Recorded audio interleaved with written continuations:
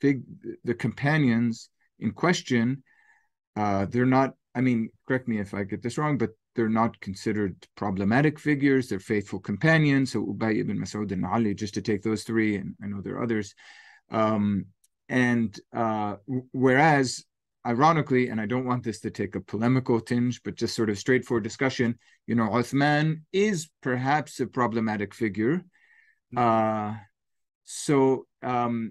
could imagine someone, a couple of generations later, or maybe a century later, after the formation of the Uthmanic Codex, saying, well, no, if a reading in Ibn Mas'ud is grammatically or theologically appropriate, what's the problem? Why should I be compelled by Uthman's codex? Could you comment on that? Okay, that's a big question. So let's start with meaning first, whether a variant or whether a qira'ah has a different meaning or not. Now, there is a trend which says, trying to justify the 7 readings or the 10 readings, that there's no contradiction between them. The meaning is very similar. And that's not the way to go about it. The readings were not chosen because the meaning of one reading agrees with another reading. That's not how one should look at it. The criterion for a reading, what to be accepted or not, is whether you can use it in prayer. And this is really it. It's all about ritual prayer. It's not about whether a reading makes sense or not. Okay. And that's something that people miss a lot when they are dealing with the qira'at, especially when you are only working on it from a grammatical perspective. Meaning that if you can use a reading while you are praying, then your prayer is valid. And that's the criterion for jurists. Very interesting. Very interesting. So whether Ibn Mas'ud's reading makes sense or not, and many of Ibn Mas'ud's reading and Ubay's reading and many of the non-canonical readings, many of them make more sense than many of the 7 readings or the 10 readings. And that's a statement by many exegetes and grammarians. But that's not what they are concerned about. They are concerned whether you can use this reading in ritual prayer, whether this is Qur'an, capital Q, or not.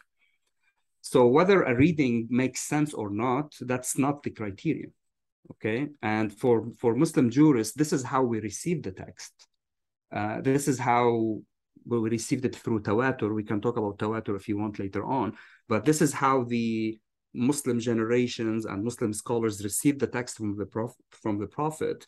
We take it as is. Later on, try to justify the readings according to our framework. But this is the text. We use it in prayer. It doesn't matter if Ali's reading or Ibn Mas'ud's reading makes more sense or not. Mm-hmm. So the legitimacy of the Uthmanic text is not connected to Uthman's own personal ethics or piety, but reflects a conviction that it was the widely disseminated reading, mutawatir maybe, and therefore reflects the Prophet, therefore is divine revelation and is liturgically appropriate. Well, it's the chicken and the egg. Okay. Meaning that, okay, Uthman formed a committee. The members of the committee are questionable, historical, okay? Most of them, they were not contemporaries with the Prophet. They were young. They didn't even witness the revelation themselves. They were all 9, 10, 11 years old when they died, when the Prophet died. So they were young. And the senior companions of the Prophet, they were still alive and they were not part of that committee. So that's one question mark, okay? So the second point is, okay, well, Uthman formed the committee and they collected the Qur'an, and the companions, they did not object. There's a silent ijma', okay? So we don't have from the text a statement from the companions that they approved of it. Yeah, ijma' there's a silent consensus. Yeah, consensus. Consensus. So there's a silent consensus that everyone, like Uthman probably showed the copies to all the companions. They didn't object, except for Ibn Mas'ud. who verbally objected to the collection. And if you want, indirect objections by Ali bin Abi Talib and by Ubay, because they still have their own codices which disagreed with Uthman's codex. So the point of the egg and chicken is that what Uthman collected, is it the mutawatir divine text revealed to the Prophet and he compiled it? We know that it is. This is the version that was revealed to the Prophet and the companions agreed on it, or he collected something and then there was a consensus later on it, right? Whether it is the revealed text or not, because either case, what matters at the end is consensus in Islamic law. The only thing that people think that the Quran is the most authoritative principle of law or source of law. I mean, it is nominally, but actually the most powerful source of law is consensus. I mean, consensus can even abrogate the Quran itself, and it did. So many of the companions' codices, they are considered to be abrogated. So they were Quran at a certain point, and that's the statement by most early Muslim theologians, that they were Quran at a certain point. The Prophet recited them, the companions recited them, but they were abrogated by Uthman's collection. Okay, so consensus is the most important element here. I'd like to make sure I got that. Yeah. Excuse me. I'd like to make sure I got that point right. So,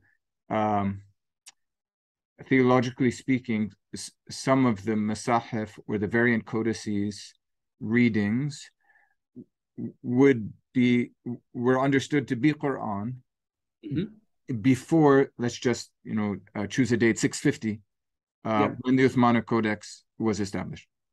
Of course, because the companions of course, he was praying and leading other people in prayers according to his own mushaf, right? According to his own codex. Okay. And Ibn Mas'ud, the reading of Ibn Mas'ud was still used in Kufa 200 years after Uthman's codex. People were still praying in Kufa according to the codex of Ibn Mas'ud, not Uthman. Right. And that's what the sources tell us. Okay. And there's the interesting story of Al-Hajjaj. Most people know about it, is that because Ibn Mas'ud's reading was very popular, and his mushaf, his codex was very popular in Kufa, he said, I'm going to erase any copy of Ibn Mas'ud's codex that I will find. I'm going to erase it with a pig's shoulder. Right, so that the ultimate way of desecrating a Quran is they use a big folder to erase it or to efface the text. So the point is that the companions, they were using codices, and they were codices before Uthman's, and of course people were using them in prayer even after Uthman. The point is what the Muslim scholars agreed upon. And the consensus that they established, what is the Quran and what is not the Quran. And it took time to establish this consensus that we are only going to adhere to the Uthmanic codices. And yes, there was a codex, a mushaf by Ubay, by Ali, by other companions, by Ibn Abbas, by Aisha. The codices are there. They are recorded in the sources, so they are not a myth. But all these, and Baqillani put it nicely in his argument against that in Intisar al-Quran, is that all these codices are abrogated. And we now, the ijma', the consensus of the Muslim community or Muslim scholars, is to use only the regional codices, the Uthmanic codices. Yeah, this is great. And theologically, it's super interesting to get a better sense of the importance of the community, and which presumably means a community of scholars, in terms of achieving and applying the notion of consensus.